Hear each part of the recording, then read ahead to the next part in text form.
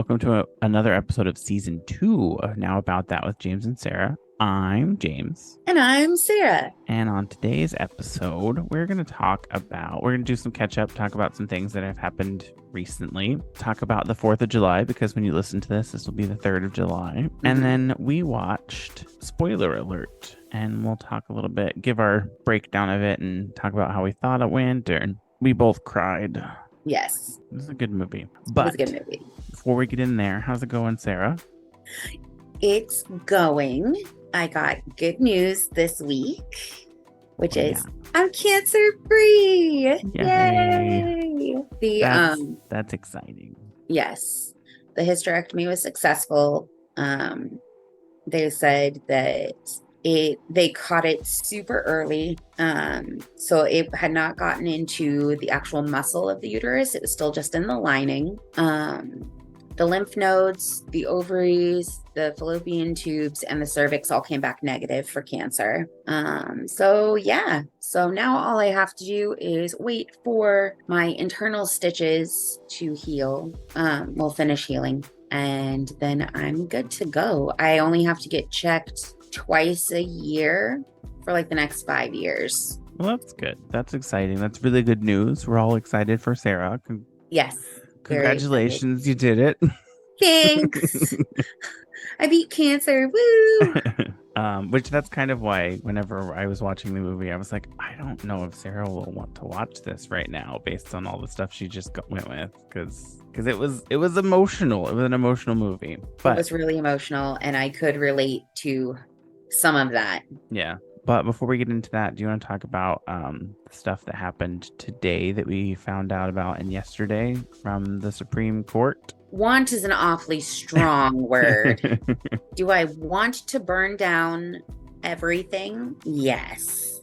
Yeah. I mean, so I said it in the group chat with Sam. It's like we can complain and bitch about everything, but the best thing to do is try and do some sort of action to like put our money where our mouth is, or in some cases like actually do some work and help for the causes that we feel are important. And I wrote down something. So my take on the Supreme Court allowing the website developer to deny business just based on sexual preference, which the biggest issue I take with it is she hasn't even really been approached by a same-sex couple and asked to create a website. And I saw a TikTok earlier and it was like, this is her portfolio. No LGBTQIA plus person would ask her to build a website. Right.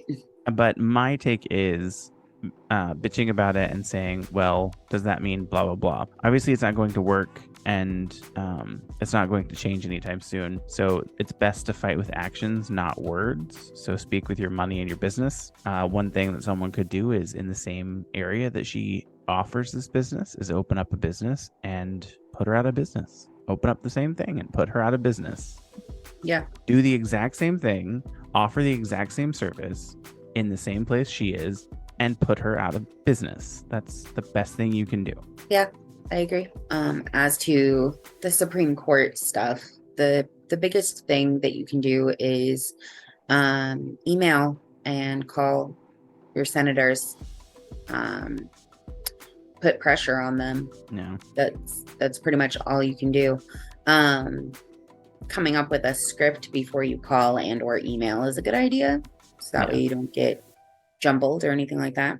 Right. Doing a draft before you send it and asking some friends what they think and getting some input from other like-minded people before you send the email, and then creating like a template for people to send out to their senators is a good way to do it. I'm sure there's plenty out there anyways, so you could probably just look online and find one. Yeah, I'm sure somebody's probably already created one. Yeah. But yeah, definitely doing that, creating petitions. You know, there's things that we can do, and I've been saying it for years that, you know, this is not a sprint, this is a marathon. No. So it's exhausting, but we got to keep doing the work. Got to keep doing what we can. Yeah. Get involved. Exactly. Also, because you said, put your money where your mouth is. I looked it up for us to talk about that at the end about where the phrase came from. Oh, so did I. Not put your money where your mouth is, but I have a blog that has some expressions that I was going to look at. And actually I was going to do that next.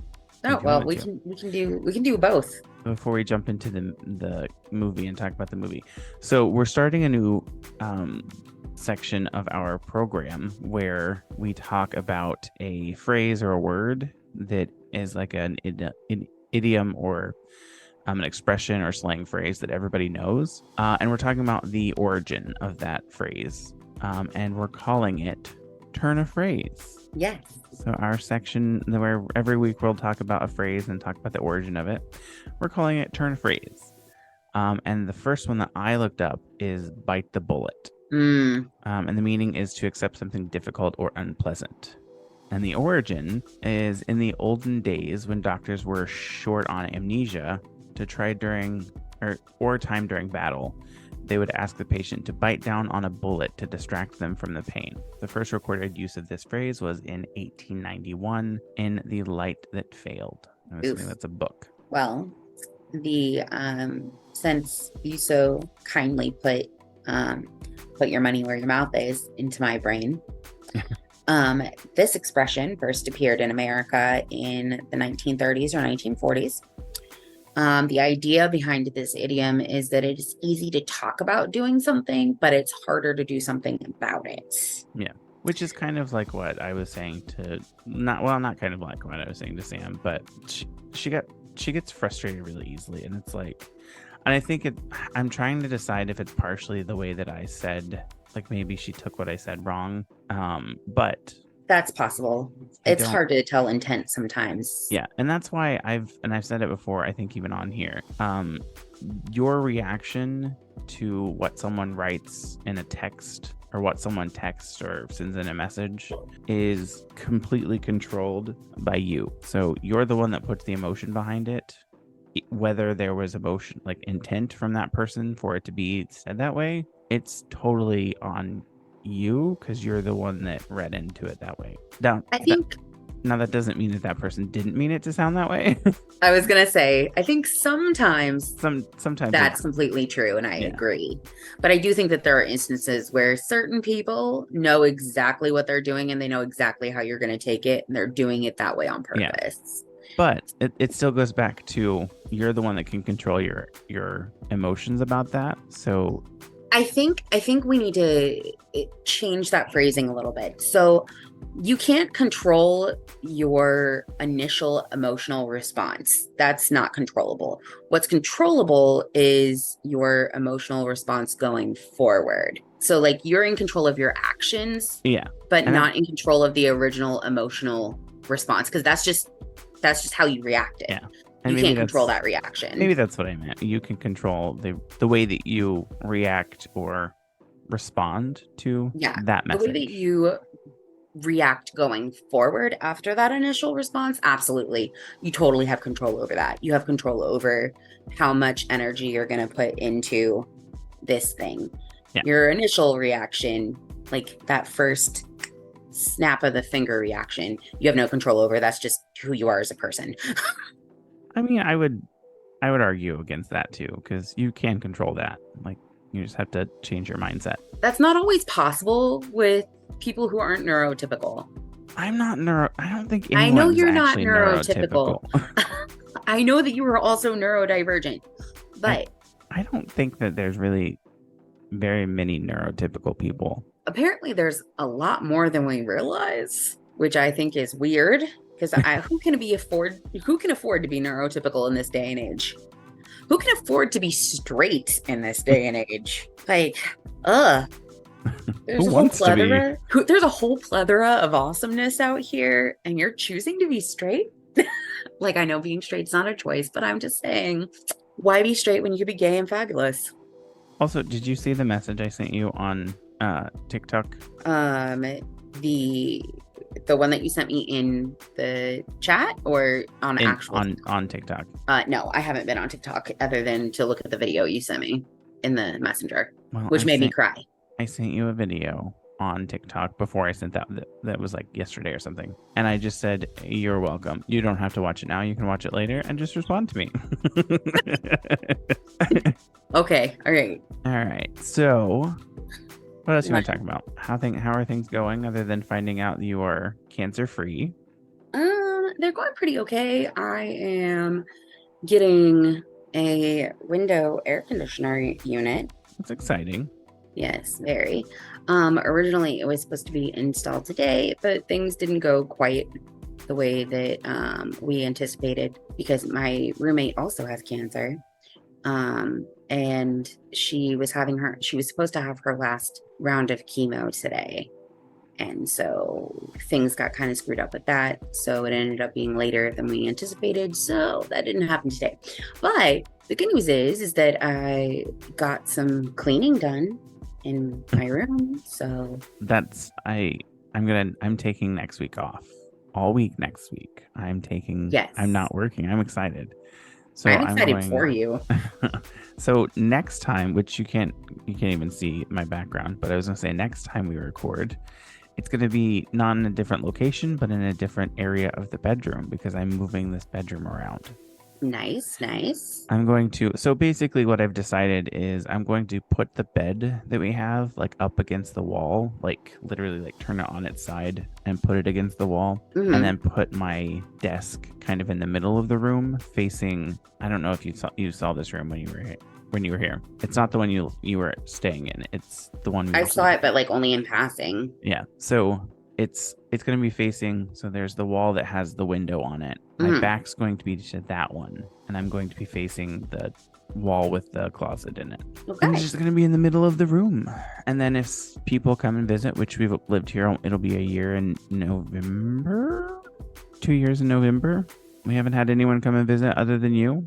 So it's not really, doesn't seem like it's really happening for any of our family to come and visit. So it's like, might as well. And then when they do come and visit, I can just move the desk and put the bed down. Yeah, there you go. And it'll create a backdrop. The way that I'm thinking of putting it up is like so that the head of the bed is at the top or the foot of the bed, whichever one. And then like the mattress is facing out with the sheet on it. Oh, so okay. Like kind of like a backdrop. There you go. Nice. How was your week? It was good. It was busy. It was long and frustrating. I was going to say you had that proposal that you did. Yeah. And I did, like we talked about it earlier, I may have reacted a little rash, but I was frustrated because I wasn't given a yes, but I wasn't really given a no.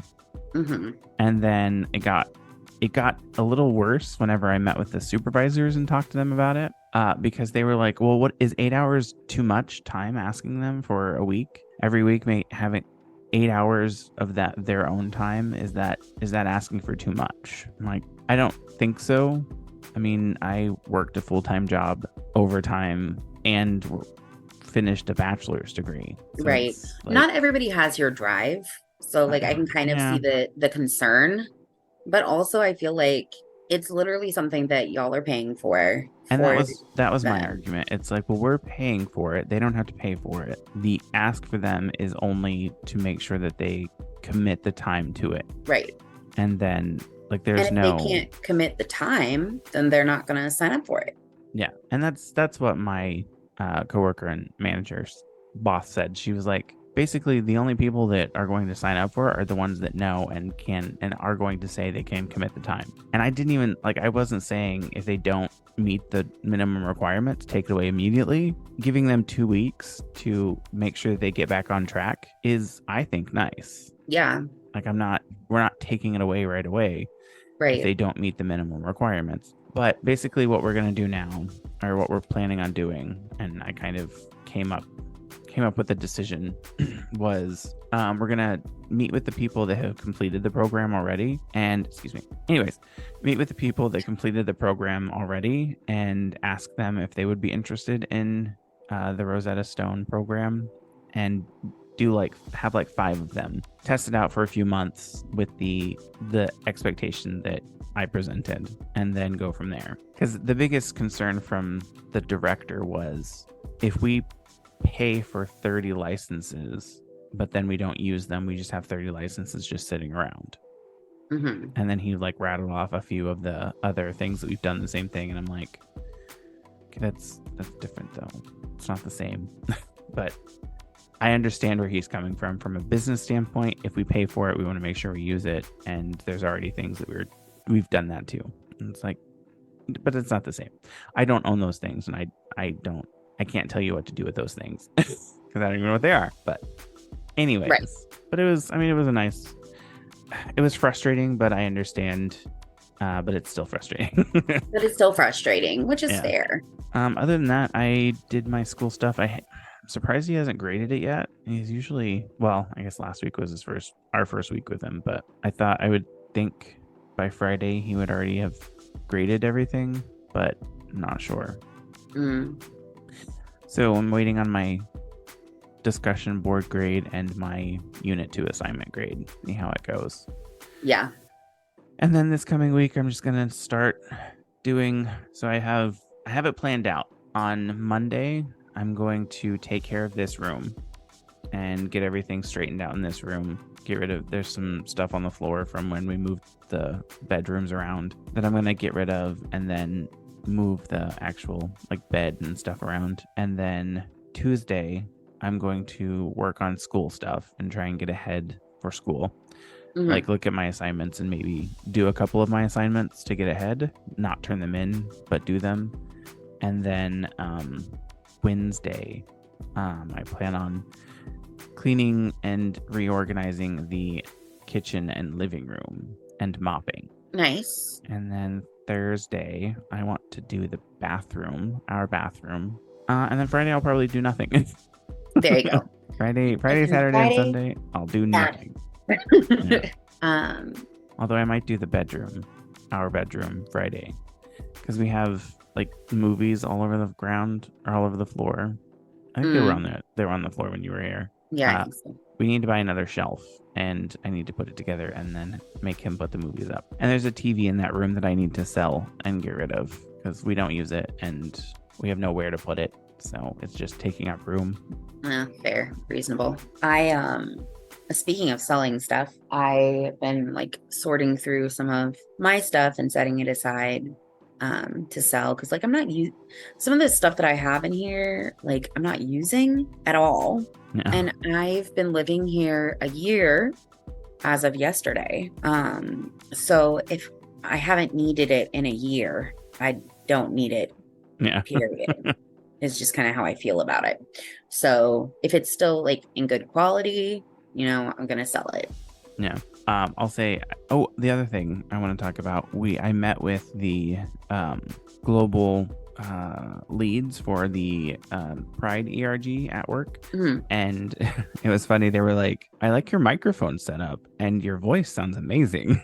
It was like, thanks. And then we talked about the Pride ERG and getting it set up in Quincy. And all I have to do is fill out an application and submit it. And then it's basically set up. I mean, I have to wait for like 2 to 3 weeks for their approval, like the global stewards approval.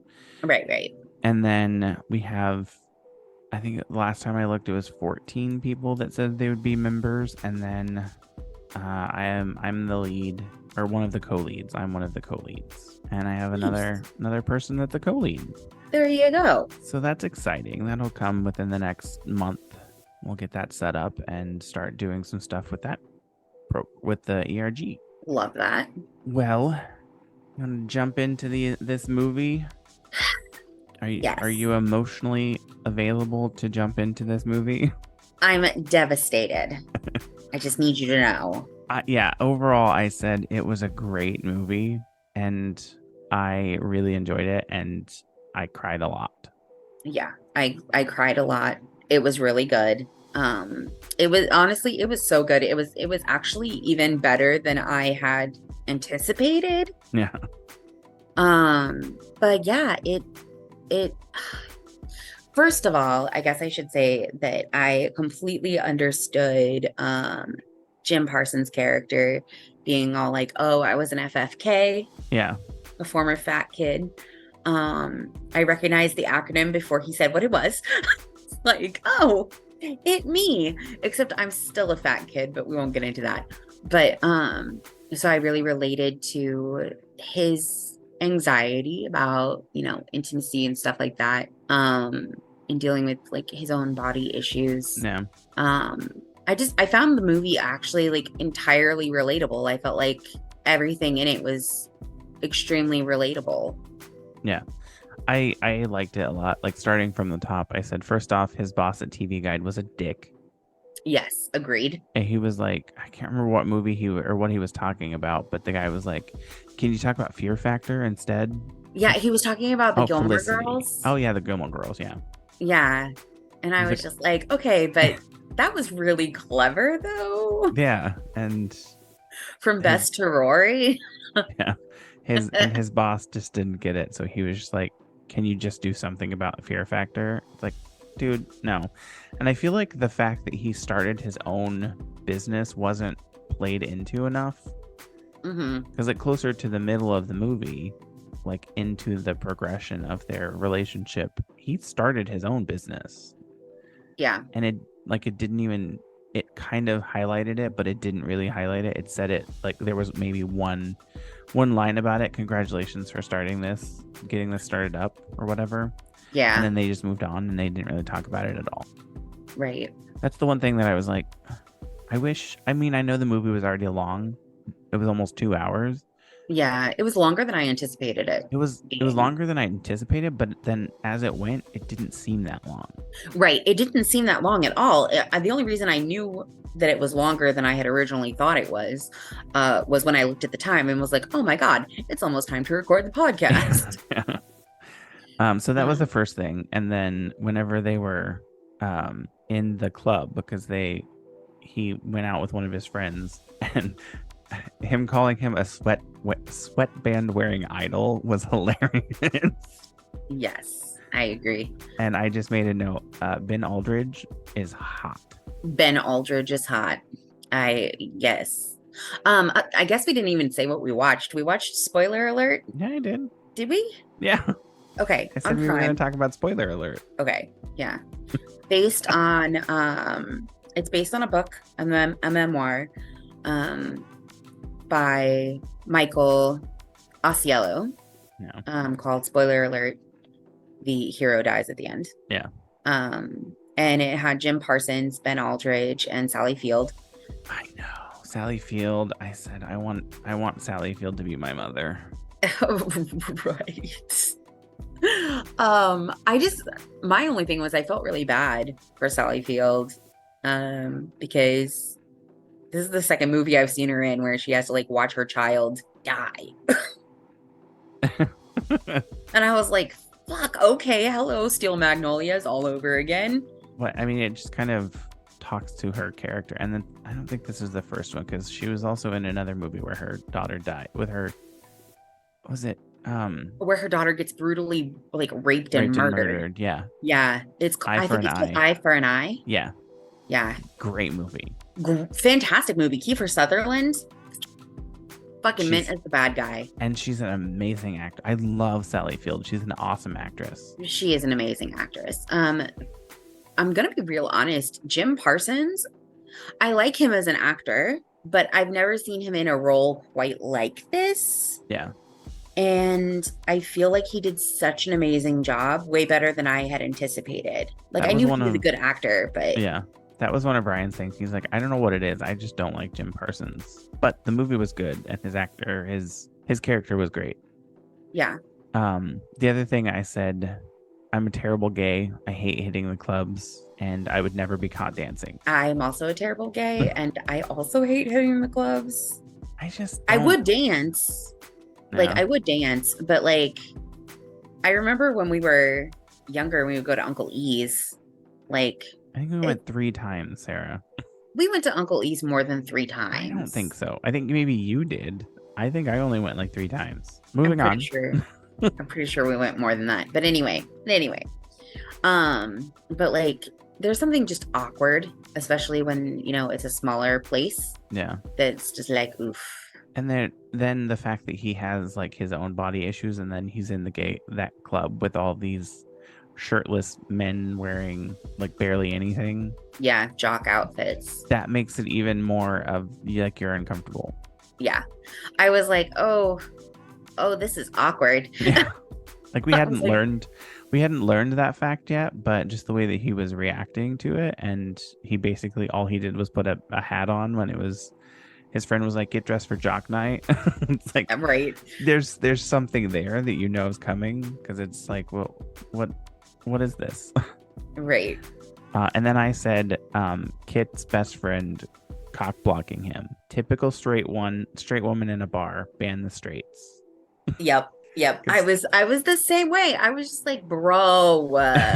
This stupid straight girl coming in. I'm like, what are you doing? I did end up really liking her afterwards. Like she turned into someone that I didn't care for at the beginning, but then it was like, okay, she's kind of fun. And then her like test for him, taking him to the black apple. With the black apple. Yeah. And seeing how he reacted to it and being like, nope, that's the correct answer. It's garbage. I loved that. It reminded me of you, actually. Yeah. I feel like that's a test that you would do on someone. What do you think of this? Like what are your feelings on this? Oh gosh. And then I also talked a little bit about small talk on the first date always being terrible. Right. And the cutaways that they did to like go back to his life, like when he was a kid. Yes, the sitcom cutaways.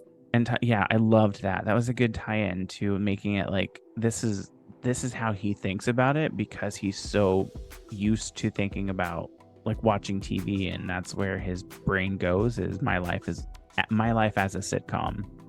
Yes. And he had a really rough life. Yes, he did. Dad dying when he was young, and then his mom getting cancer, and then him finding the love of his life, and him getting cancer too, and then dying from cancer. It was a lot. Yeah, it was a lot. And there's a few of my favorite lines in the movie.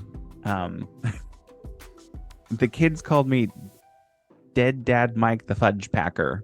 Yeah.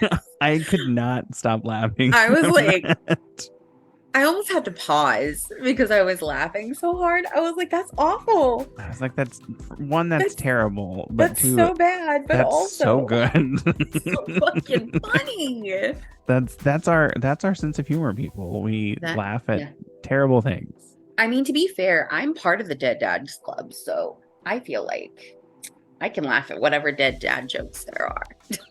And then when we met his roommate, Kit's roommate, mm-hmm. I had never heard of monosyllabic. Oh, okay. I didn't know what that was. Oh. So I looked up Ryan and I was like, what is that? And he told me it was like basically people that just say like one word, or they're socially awkward and they only respond or talk with one word, or they're usually very quiet. Yeah. And it's usually like a one syllable word. It's a very small word. I love that Kirby was gay. I know. She said that like when after he had, what was it? His appendix burst and he had to go into surgery, and his mom and his dad came into town, and he hadn't told his mom and dad that he was gay yet. And there was this scene where they were in the apartment because they came in to stay with him, and Jim's character, Mike. Yes. Yeah, Mike was like, I'll go grab the sheets. And the mom and the dad kept looking at each other, and you could tell that they knew something was weird. And they were like, the mom was like, who is this guy? How does he know where your sheets are? And then he kept saying, well, he's just my friend. He stayed over. And then like they weren't taking that as an answer. Right. And he ended up being like, I'm gay. And then Jim Parsons goes, I'm gay too. And then the roommate goes, the person that spoke like maybe 3 words, she goes, I'm gay too. What? I am. Oh, she goes, no, she goes, I wrote it down. I specifically wrote this out. She goes, I'm also gay. What? I am. It was so funny. I know. It was so funny. It was so great because she just She said absolutely nothing this entire, like, maybe, Absolutely yep, nothing pretty much the hey. entire time. And then she's just like, oh, and me too. She, And I'm just she was she was just like, oh, yep, hey, okay. we're all gay here. Everybody in this room except for the two parents are gay. Everybody in this room, everybody who occupies this apartment normally is gay. Yeah. And then so when they eventually went to, because there was a part where Kit kept trying to get him to go back to his Mike's apartment instead of going to Kit's apartment. Yes. And I was like, okay, I don't know what's wrong here. I don't know what's going on. And then when they got there and it was just Smurfs everywhere. Just I was like, Smurfs. I felt secondhand embarrassment so hard. Same. I was just like, bro, that's But a lot of Smurfs. But I was like, there was a missed opportunity because he could have said, aren't you glad it wasn't a dead body? He could have. Or opportunity. Because or- previously Kit had said, Are you hiding a body dead in your body? apartment? Yeah. Or would it be better if it was a body? Something along those lines. And I did like how they, as they moved, like progressed through their relationship and moved into their new apartment, they still kept the Smurfs in the background somewhere. yeah. And tied it into where they really meshed their aesthetics together. Yes, I agree. It like overall, first of all, the soundtrack, like the songs that they used, love. Yeah. Hilariously, I had literally just been listening to Can't Get You Out of My Head before I started watching the movie. And then I was just like, oh, okay, cool. I love this song. Yeah, it was a lot of good fun. It kind of reminded me of I wrote down that it reminded me a little bit of Silver Linings Playbook. I've not seen that one. And Juno. Okay, Juno, yes. Like Juno has a banging soundtrack. Like the soundtrack, and then like the way that it was photographed reminded me a lot of Juno. And then Silver Linings.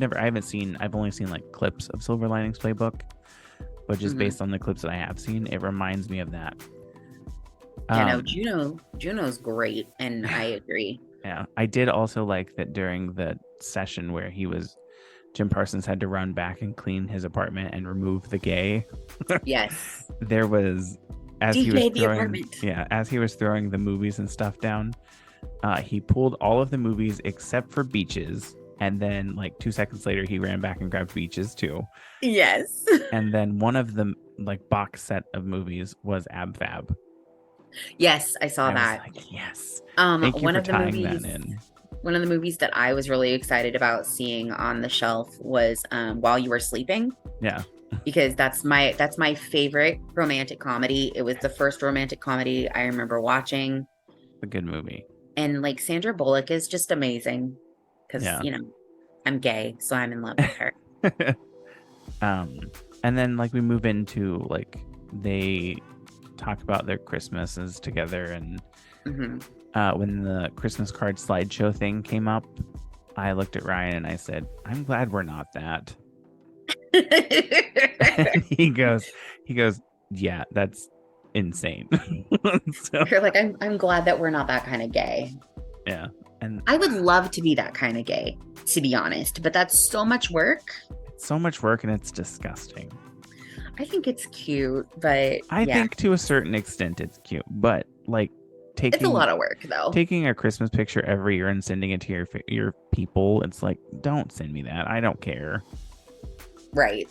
Other than that, I have a few things like when they were talking. So they eventually went to therapy, and they were talking about like their journey through tough times. And there was one part where he goes, a corner of the house is like Walter White's meth lab.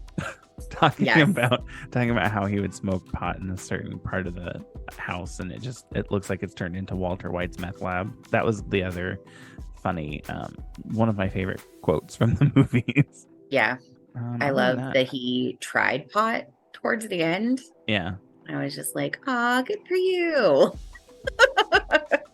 Other than that, I did say I realized that it's called spoiler alert, but the news that his cancer had spread to the brain was hard.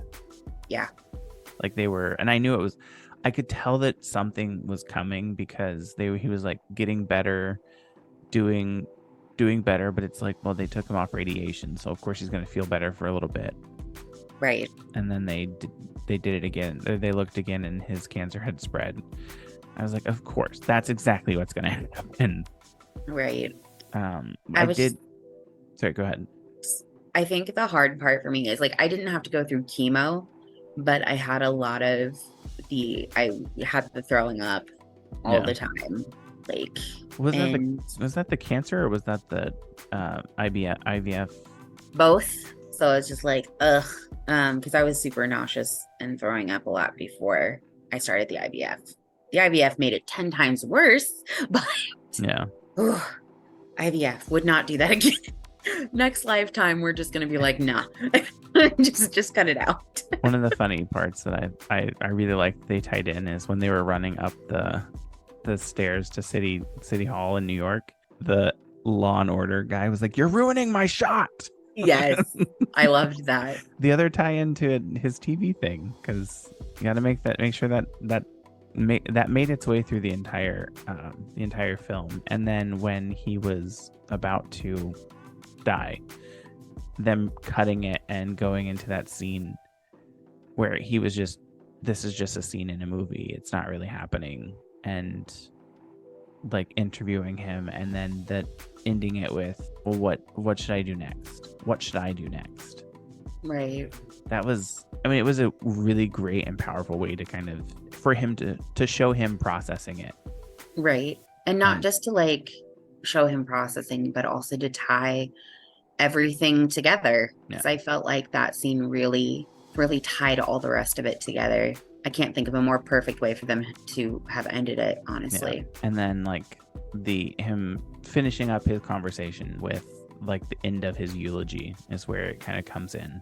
If anyone hasn't seen it, I would suggest watching it. It's a great movie. I really thoroughly enjoyed it. It is sad, so make sure you prep yourself.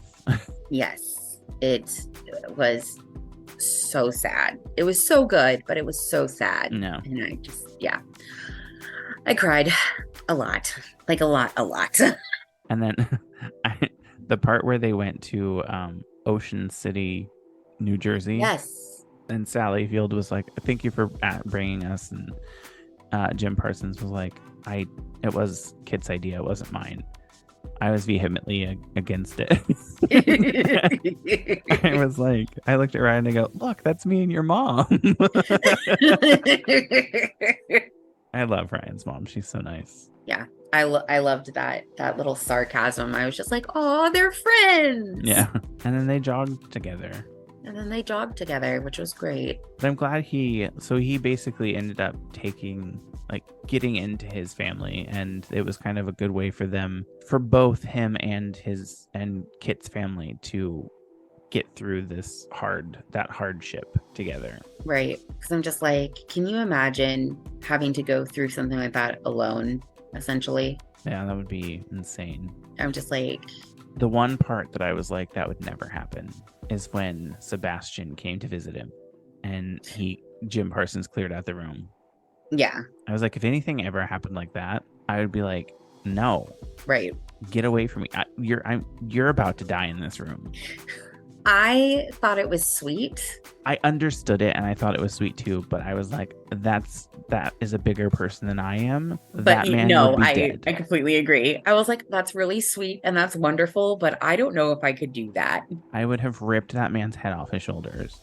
And I'm like not to toot my own horn, but I'm kind of a nicer person than you. You're definitely a nicer person than I am. I am a horrible person. I'm just saying, like, as nice and understanding as I am, I don't know that I could do that. Like, yeah. But anyway, like, also he knows that I'm kidding. Like, I don't think that I'm above anybody else. Like, oh no, I think you're a nicer person than me. I'm a terrible human being. I feel like I have to like clarify so that people don't think that I'm like snooty or anything. Like, she is. She's definitely snooty. She's a bitch. So snooty. The snootiest. She's a giant bitch. Giant. Oh my God. So unrelated to the movie, but I think everybody will get a kick out of this. I was driving to go see one of my best friend's baby last week. And as I'm driving along, I see this sign and it just like out of the corner of my eye. Okay. The sign said AC unit. What I read in my brain was a cunt. Yeah. I mean, yeah. Maybe that was your sign, Sarah. It was giving you that It was sign. for me. It was for me. For all these bad vibes I'm spreading around. So moving away from the movie, I was watching TikTok earlier and there was this one, maybe it was last night, there was this video where it was this woman talking about an old scene of the Oprah show, the Oprah Winfrey show. Mhm. And it was like, she was like on the scene, in the scene, it was, or in the episode, it was a guy talking them through stuff and like working through their like inner turmoil. And he was like, close your eyes and think back to when you were younger and the house you lived in. Visualize yourself in there and then see the child that you were in front of you. And I was like, slap it? Do you want me to smack the child? And he was like, and he talked about like moving, like taking the child's hand and saying, come with me, you'll be safe with me. And then Ryan was like, you're kidnapping a child. I was like, I just wanted to hit the child. Why? Is it kidnapping if it's yourself? Yeah. He's like, you're kidnapping your younger self. How is that okay? I think there's a lot to be said for like regression therapy like that, getting like in touch with your past self to like move forward from trauma. But also I think it's weird sometimes the way that people go about it. Yeah. Like there's a really funny scene in Absolutely Fabulous where she has regression therapy and it's oh my gosh, what is her name? It's Aunt Becky. Is it Aunt Becky? Is that her name? I had an Aunt Becky. From Roseanne. Oh, my Aunt Becky was cooler. Aunt Jackie, Laurie Metcalf. So it was Aunt Jackie. And she was doing her she was doing the regression therapy. She was the person that was like leading Eddie through the regression therapy, and she was like, and go back. And then she would switch into voices and she goes back. And now I've gone Canadian. Oh my. It's a funny episode if you ever watch it, and I'd have to find out which one it was, but it was a funny episode with Laurie Metcalf and Saunders. What is her name? Jennifer Saunders? Jennifer Saunders, yes, thank you. Speaking of like gay stuff, my Aunt Becky was gay. Okay. Oh yeah, and Just today because is the last Aunt Becky, and then like now I'm thinking about my Aunt Becky. And today is the last day, the day that we're recording. It's the last day of June, which is the end of Gay Pride Month. Last day of Pride. But I didn't know this, there is an LGBTQ History Month in October. Oh. So we can do that in October. There we go. Fantastic. So that'll be fun. We'll talk about LGBTQ History Month in October. I don't know why I just said it like that. I can't believe tomorrw is going to be July. Right? And I have to pay my internet bill. Ooh. Keep forgetting to pay it, and it's due tomorrow. Oops. That's fine. It's fine. I don't know where the time went. It's already July. This year is going insanely fast. Yeah. I agree. And like, I know that older people talk about like, oh, well, time starts going faster the older you get. And like, I get that. But also like, how has it gone this fast? Like, it feels like it's Sonic the Hedgehog. Like, zoom. I'm like, where did the time go? I said something earlier today, and then I was like, I will never emotionally recover from this. But I was listening to Spotify, and Boulevard of Broken Dreams by Green Day came on. I love that song. Same. And I was immediately thrown back to 10th grade, Mr. Coppedge's theater class. And Brandy Hauk handed me like her headphones, and she was like, "Oh, you should listen to this song. It's great. It's the new Green Day song." And she let me listen to it on her portable CD player. Her Walkman. Yes. And I was like, that was 20 years ago. You're old. I don't know. I was like, how is that 20 years ago? Because 15 simultaneously feels like it was only a couple weeks ago and also 6 lifetimes ago. Yeah. Ryan was like, on this day 4 years ago, we were going to Imagery the first time. I was Dang. Like, we moved to California just over 4 years ago. Yeah. Yeah, because I moved to Texas 4 years ago. I moved to Texas June of 2019. Craziness. I know. Well, do you have anything fun planned for the holiday weekend / holiday? Currently I'm gonna hang out with my friend Quinn tomorrow. Quinn. They're great. I love them. And then Horace and I are gonna watch a Star Trek movie tomorrow night. Sunday we're picking up Nick. He went to Phoenix for the weekend. One of his friends is celebrating their 10-year anniversary. Oh. So he went for the party.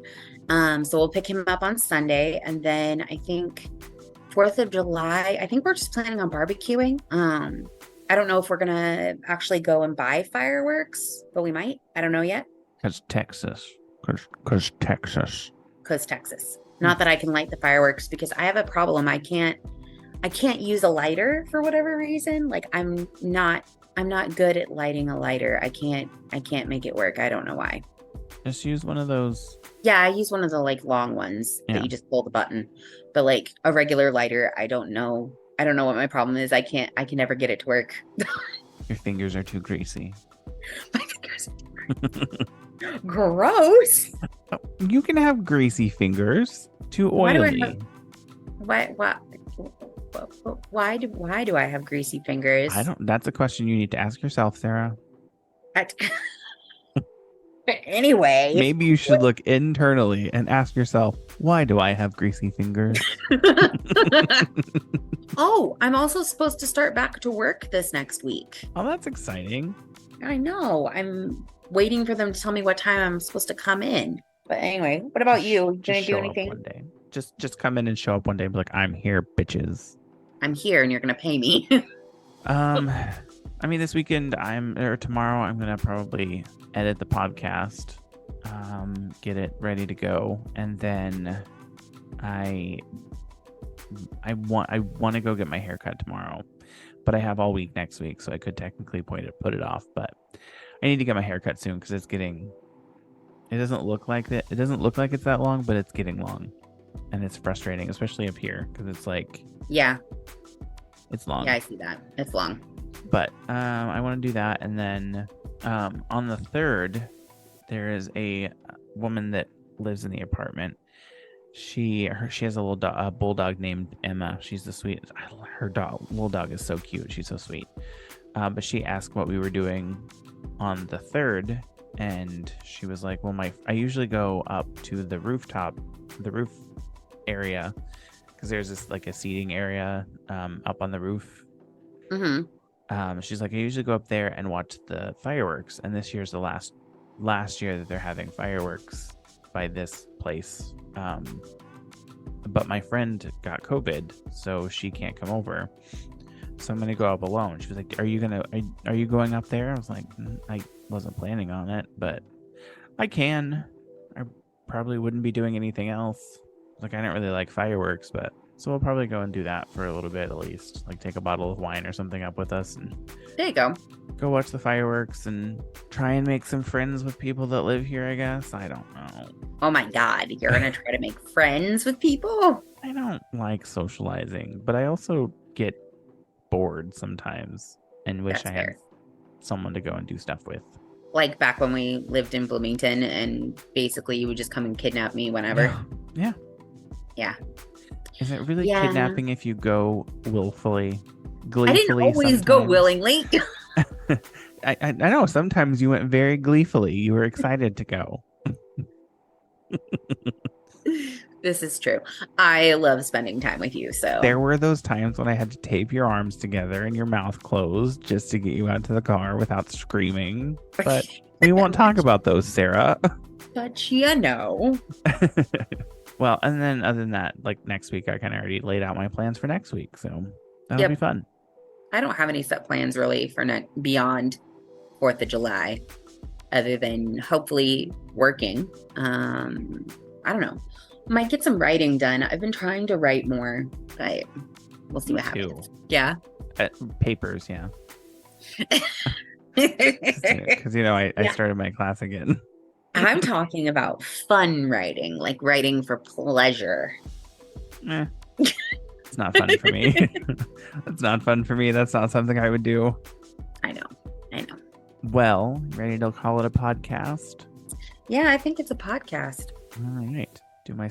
At one of these times, I'm going to make you do the scripted close and see how difficult it is. Just to throw everybody else off. It would be so uncomfortable for me. All right. Well, thank you for listening to this week's episode of Now About That with James and Sarah. If you liked the episode, please like, comment, follow, and subscribe. And make sure you leave a review in Apple Podcasts, Spotify, or wherever you listen, as this will help get the podcast out to more people and help us grow. You can feel free to follow us on social media. Our Instagram and Twitter handle is Now About That Pod.